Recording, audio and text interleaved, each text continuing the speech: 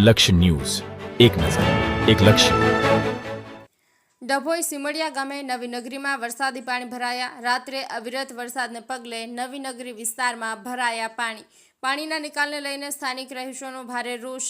અનેક વખત રજૂઆત છતાં વરસાદી પાણીના નિકાલ માટે નથી થતી કાર્યવાહી. સ્થાનિક રહીશોના ઘરોમાં પાણી ઘૂસી જતા ઘર વખરીને નુકસાન. સરપંચ અને ઉપસરપંચ તલાટી સુધી જોવા ન આવ્યા હોવાના આક્ષેપો. તંત્ર દ્વારા પાણીના નિકાલ માટે કાર્યવાહી કરવામાં આવે તેવી રહીશોની માંગ. નિરંજન ચૌહાણ, ડભોઈ.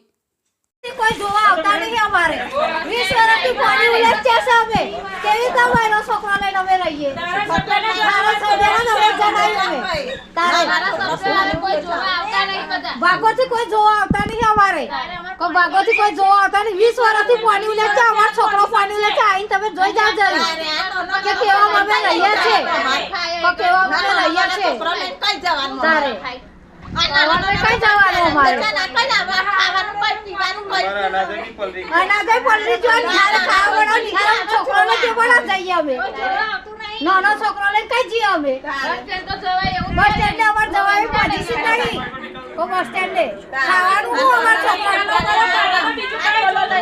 આ અનાજ પડી જો કોચર લઈ જવો આવો કે અનાજ કઈ નાખી આવે કશું ઘરમાં છોકરાને ખાવાનું નહીં રહ્યું અમારે.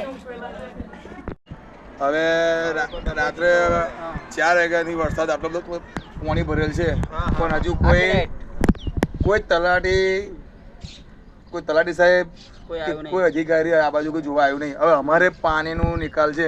આજે વર્ષોથી પાણીનું અમારું આ રીતના પાણી ભરાય છે, કોઈ એનો નિકાલ નહીં. અમે તો ધારાસભ્ય શ્રીને સાહેબને બી કહીએ છીએ અમારી રજૂઆત કરો કે અમારા નવી નગરીનું પાણીનું કંઈ નિકાલનું કંઈ કરે. ભાઈ વિશાલભાઈ જરીક હેલ્પ કરજો આ વિશે અમારી આ મીડિયા થ્રુ કે અમારા ઘરોમાં જુઓ. તમે તો બતાવો, હટી જાઓ, બતાવો કે વિશાલભાઈ જુઓ અમારા ઘર લોકોનું પાણી આવો આ બાજુ. ચાલો બનાવો પડે બાયના બંધ કઈ કઈ નાહી ગયા બધા. શું કરે બધું પાણી પી ગયું તો શું બધું સામાન જ પડી જાય કરવાનું શું આવે. આ કાકા છે, આટલી ઉંમરે એમની જોબ કરીને ઘરે આવે છે. હવે એમને ઘેર છે જમવાનું, ચૂલા તો પલટી ગયા છે, હવે જમવાનું એમનું. આ લોકો કઈ સહાય કરે એવું કરો સરકારશ્રીને. હું તો કોઈ ધારાસભ્યશ્રીને બી કહું છું કે અમારો પાણી નીકળે કે આઈને કેટલાય સરપંચો આવીને ગયા અને કેટલાય સભ્ય બદલાઈ ગયા, પણ આ પાણીનો હજુ કોઈ નિકાલ થતો નહીં.